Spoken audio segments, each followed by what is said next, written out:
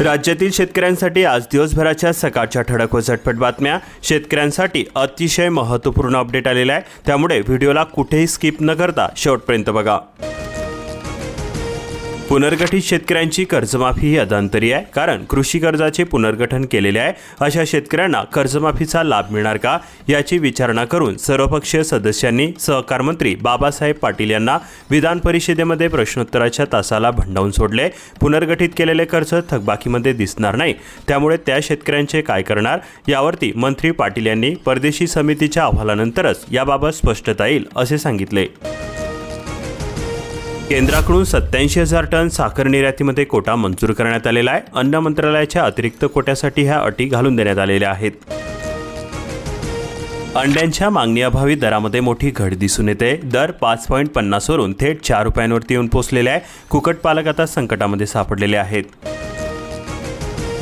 थकबाकीदार कार्यालयावरती महावितरणाची कारवाई करण्यात आलेली आहे. परिमंडळामध्ये 451 कोटी रुपयांची थकबाकी असून अकोला जिल्ह्यामध्ये वीज पुरवठा खंडित करण्याचा इशारा देण्यात आलेला आहे. पाकिस्तानचा अफगाणवरती बॉम्ब हल्ला करण्यात आला. यामध्ये 400 जण ठार झालेले आहे. दहशतवादी तड समजून व्यसनमुक्ती केंद्र उडवले. 250 जण जखमी झाले. हा हल्ला मानवताद्रोही क्रूरतेचा कळस आहे. भारताने केला निषेध व्यक्त. पदवीधरांची फौज पण नोकरीच मिळेना. 40% तरुण बेरोजगार आहेत. अझीम प्रेमजी विद्यापीठाचा धक्कादायक अहवाल समोर आलेला आहे. पोषण आहारामधील हिरवा वाटाणा पांढरा कसा झाला, होणार चौकशी. सचिव दर्जाचा अधिकारी नेमणार. शिक्षण मंत्री दादा भुसे यांची विधानसभेमध्ये मोठी घोषणा. इस्रायलचे इराणच्या शहरांवरती हल्ले करण्यात आले. यूएईची हवाई वाहतूक विस्कळीत करण्यात आली. होर्मुझ सामुद्रधुनीमधील वाहतूक ही ठप्पच असून तोडगा नाही निघाला. तेल साठवण प्रकल्पामध्ये आग लागलेली आहे. नियमित कर्जफेड करणारे 45,000 शेतकरी आर्थिक कोंडीमध्ये सापडलेले आहे. प्रोत्साहन अनुदानाची घोषणा करण्यात आली. शेतकऱ्यांकडे पैसेच नाही, परतफेडीवरती परिणाम होणार. वीटभट्ट्यांमुळे प्रदूषणाचा विळखा घट्ट झालेला असून टाकळी बुद्रुक परिसरामध्ये अवैध वीटभट्ट्यांचा कहर होतोय. श्वसनाचे आजार वाढलेले असून नियमांची पायमल्ली होत आहे. सीसीआयची कापूस खरेदी बंद करण्यात आलेली असून आता शेतकरी अडचणीमध्ये सापडलेले आहे. 20-25% कापूस घरामध्ये असून मुदत वाढवण्याची मागणी केली जाते. मसालावर्गीय पिकाला शेतकऱ्यांची पसंती मिळते. खामगावमध्ये क्षेत्र वाढलेले असून पारंपरिक पिकांना ठरतोय चांगला पर्याय. योग्य नियोजन व तज्ज्ञ मार्गदर्शन गरजेचे ठरणार. विद्यार्थ्यांची गुणवत्ता सुरक्षेचा आढावा घेण्यात आला. खासगी माध्यमिक शाळांची तपासणी करण्यात आली. शिक्षण विभागामधील अधिकाऱ्यांकडे जबाबदारी देण्यात आली. 31 मार्चपर्यंत सादर होणार अहवाल. पीएम किसान योजनेचा 22वा हप्ता आला, मात्र तो किती शेतकऱ्यांना मिळाला? पात्र असून सुद्धा अनेक शेतकऱ्यांच्या खात्यामध्ये अद्याप 2,000 रुपये जमा झालेलेत नाही. उजनी धरणग्रस्त शेतकऱ्यांचा संताप व्यक्त होतोय. जमीन मोजणीस केला ठाम विरोध. अधिकाऱ्यांना गावामधून परत पाठवले. पर्यटनाच्या नावाखाली जमीन हस्तांतरण थांबवण्याची मागणी केली जात आहे. पीक पाहणीला मुदतवाढ देण्यात आलेली असून शेतकऱ्यांना मोठा दिलासा मिळतोय. पीक पाहणीची पडताळणी अचूक वेळेमध्ये व्हावी याकरता प्रशासनाने विशेष लक्ष केंद्रित केलेले आहे. आगभर हॉटेल्स कामगारांवरती आली उपाशी राहण्याची वेळ. गॅस टंचाईने बेकारीची कुऱ्हाड पडते. पुणे पिंपरी चिंचवडमधील 22,000पेक्षा हॉटेल्स बंद होण्याच्या मार्गावरती असून कोरोनामधून सावरण्याआधीच नवीन संकट आता निर्माण झालेले आहे. 20 मार्चपर्यंत राज्यामध्ये वादळी पावसासह गारपिटीचा इशारा देण्यात आलेला आहे. हवामान विभागाचा अंदाज व्यक्त करण्यात आलेला असून सतर्कतेचा इशारा देण्यात आलेला आहे. विदर्भ, मराठवाडा, खानदेश आणि मध्य महाराष्ट्रामधील विविध भागांमध्ये 20 मार्चपर्यंत दुपारनंतर ढगाळ वातावरण निर्माण होऊन मेघगर्जनेसह वादळी पाऊस आणि काही ठिकाणी गारपीट होण्याचा अंदाज व्यक्त करण्यात आलेला आहे. अब्जाधीशांना बसला युद्धाचा शॉक. जगामधील अव्वल 500 श्रीमंतांची संपत्ती 18 दिवसांमध्ये 323.40 लाख कोटींनी घटलेली आहे. तंत्रज्ञान व उत्पादन क्षेत्रामधील दिग्गजांसाठी ब्लॅक मार्च. कच्च्या तेलाच्या भडक्यामध्ये टेस्लाची बॅटरी उतरलेली आहे. येवल्यामधील शेतकऱ्यांनी घेतले बीटाचे पीक. कांदा रोपे सडली. बीट पिकांचा निवडला पर्याय. जिल्हा परिषदेचा 105 कोटी रुपयांचा सुधारित अर्थसंकल्प सादर करण्यात आला. नाविन्यपूर्ण योजनांसाठी तरतूद करण्यात आली. मुद्रांक शुल्क व्याजामधून मिळाले 40 कोटी रुपये. लातूर जिल्ह्याला अवकाळी पावसाने झोडपलेले असून पीक फळबागांचे मोठे नुकसान झालेले आहे. अनेकांचे काळ भिजले. छत्रपती संभाजीनगर जिल्ह्यामध्ये CCI द्वारा 5,20,000 क्विंटल कापसाची खरेदी करण्यात आली। कापूस उत्पादक शेतकऱ्यांना 411 कोटी रुपयांचे वाटप करण्यात आले। जिल्ह्यामधील कापूस लागवड खरेदीमध्ये आता मोठी घट दिसून येत आहे। लाभार्थ्यांना वाढू आणि तक्रारदारांना सन्मान मिळेल, वसमत तहसीलचा अजब कारभार, शासनाची मदत पण लाभार्थ्यांच्या पदरी निराशा उमटते। ग्राहकांनो खबरदार, जालना जिल्ह्यामधील 25,000 थकबाकीदारांचा वीज पुरवठा खंडित करण्यात आलेला आहे। महावितरणकडून वीज बिल वसुली मोहिमेस वेग आलेला आहे। खाद्यतेल महागलेले असून मात्र सोने चांदीचे दर घसरलेले आहे। सध्या स्थितीमध्ये सोन्याचे 1.54 लाख रुपये प्रति तोळा तर चांदी 2.55 लाख रुपये प्रति किलोपर्यंत खाली आलेले आहे। पोरके झाले किती मुलांना मिळतो महिन्याला 2,250 रुपयांचा आधार। सावित्रीबाई फुले बाल संगोपन योजनेचा निधी 3 वर्षांपासून रखडलेला आहे। लाभार्थ्यांना मदतीची प्रतीक्षा। नोकरीचा काय भरोसा, 30,000 जणांनी थाटले उद्योग आणि व्यवसाय। जालना जिल्ह्यामध्ये स्वयंरोजगाराचा टक्का वाढलेला आहे। तरुणाई आणि महिलांची स्टार्टअपकडे धाव घेतली जाते। सरसकट कर्जमाफीसाठी गोंदी परिसरातील शेतकऱ्यांचे गोदावरीमध्ये जलसमाधीसाठी आंदोलन। नाफेडच्या सोयाबीन खरेदीचे चुकारे 2 महिन्यांपासून रखडलेले आहे। किनवट तालुक्यामधील 32 शेतकऱ्यांचे 34 लाख रुपये 2 महिन्यांपासून अडकलेले आहेत। वादळी वाऱ्यासह लोहाऱ्यामध्ये जोरदार गारपीट झाली। द्राक्ष बागायतदारांना याचा मोठा फटका बसलेला आहे। जॉब कार्ड नोंदणी लाखोमध्ये पण कामावरती 55,000च मजूर आहेत। अमरावती जिल्ह्यामध्ये रोहीची स्थिती असून कामाची उपलब्धता आणि मोबदल्याचा अधिक विलंबाचा फटका बसतोय। शेतकऱ्यांना अवकाळी पावसाची धास्ती, गहू काढणीची लगबग सुरू झालेली आहे। 2 दिवस काही ठिकाणी वादळीसह अवकाळी पावसाची शक्यतेने वाढवली शेतकऱ्यांची चिंता। किटाडी परिसरामध्ये धान्याऐवजी शेतकऱ्यांची मका पिकाला पसंती मिळते। जनावरांना सुद्धा मिळतोय चारा। सातबाऱ्यातील नावे कमी केल्याने शेतकऱ्यांचा आक्षेप घेतला जातोय। अन्यायग्रस्त शेतकऱ्यांची शंका उपस्थित झालेली आहे।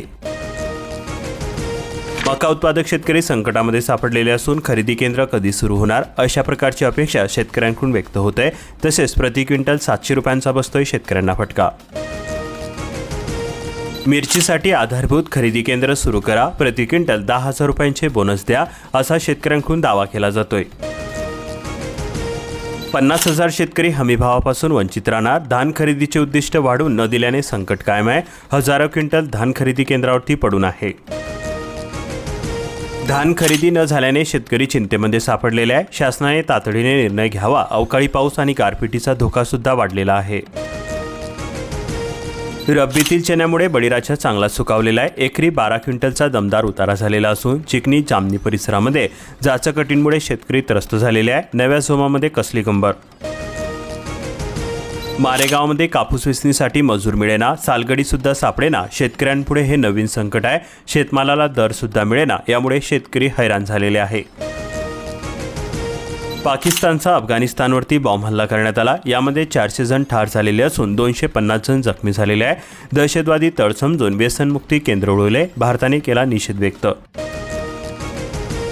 बेळगावला पावसाने धुतलेले असून रस्त्यांवरती गारांचे थर साचलेले आहे। वादळी वाऱ्यांसह विजांचा कडकडाट, ग्राहकांसह व्यापाऱ्यांची सुद्धा उडाली तारांबळ। 10 गुंठ्यांचाही आता नकाशा मिळणार। आधारसारखा ULPN नंबर होणार। गडहिंग्लजपासून सुरुवात झालेली आहे। जमीन पोट हिश्श्याची मोफत मोजणी केली जाणार। जेवढा नकाशा तेवढा 7/12 मिळणार। आता घरगुती गॅस 950 रुपये पार गेलेला असून गृहिणींचे बजेट कोलमडलेले आहे। व्यावसायिक गॅस सिलेंडरच्या दरामध्ये मोठी वाढ झालेली आहे। हॉटेल व्यावसायिक चिंतातूर झालेले आहेत। काजू उत्पादकांना योग्य बाजारपेठ मिळवून देणार, मनीष दळवी म्हणाले। 25 ते 30 केंद्रांवरती लवकरच काजू खरेदी सुरू होणार। सांगली जिल्ह्यामधील साखर कारखानदारांनी शेतकऱ्यांचे 272 कोटी रुपये थकवले। प्रादेशिक सहसंचालकाकडून 30 मार्चपर्यंत अंतिम मुदत देण्यात आलेली आहे। एप्रिलमध्ये RCI कारवाई। कवठे महांकाळ तालुक्यामध्ये द्राक्ष हंगाम अंतिम टप्प्यामध्ये आलेला असून खरड छाटणीची सुरुवात झालेली आहे। खर्चाचा ताळमेळ घालताना बळीराजांची पूर्ती धमचक होते। कांदा बियाण्यांच्या उत्पादनामुळे महू बनलं नवीन कृषी हब। 30 एकरांमध्ये उत्पादन घेतले। जावळी तालुक्यामध्ये आधुनिक शेती क्रांती।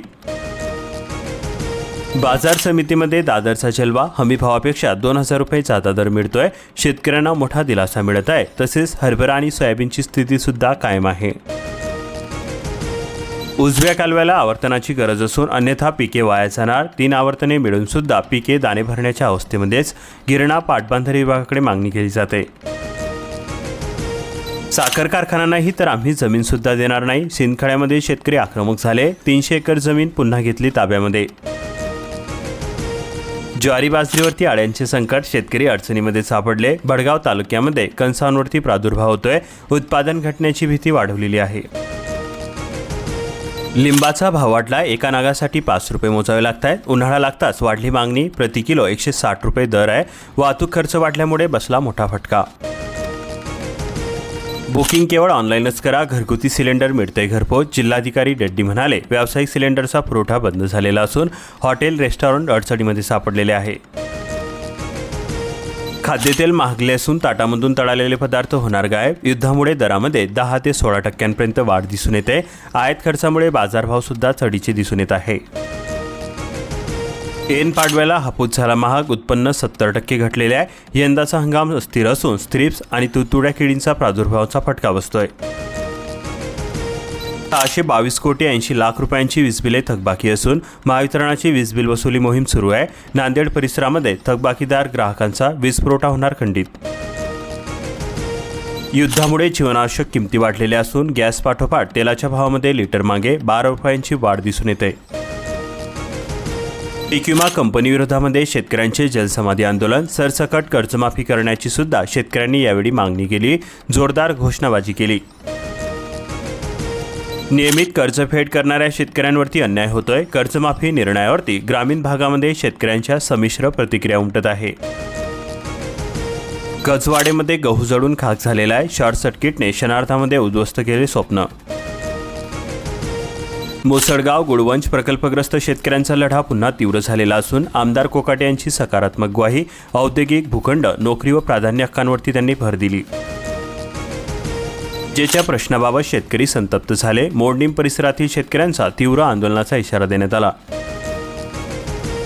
राज्यामध्ये 4 लाख तर सोलापुरामध्ये 5,000 घरकुले पूर्ण झाली. गत वर्षामध्ये 30 लाख घरकुलांना मंजुरी मिळाली. 10 लाख घरकुलांचे काम प्रगतीपथावरती आहे. कराड तालुक्यामध्ये 5,068 शिधापत्रिका लाभार्थी अपात्र ठरले. पडताळणी मोहिमेला वेग आलेला असून सातारा जिल्ह्यामध्ये तब्बल 24,358 जणांना नोटिसा पाठवण्यात आला. मार्च अखेरपर्यंत गिवेटचे आव्हान देण्यात आले. अशाच प्रकारच्या महत्त्वपूर्ण बातम्यांसाठी आताच आपल्या चॅनलला सबस्क्राईब करून बेल आयकॉनला ऑलवरती सेट करून घ्या आणि हा व्हिडिओ तुमच्या जवळील शेतकरी मित्रांपर्यंत जास्तीत जास्त शेअर करा.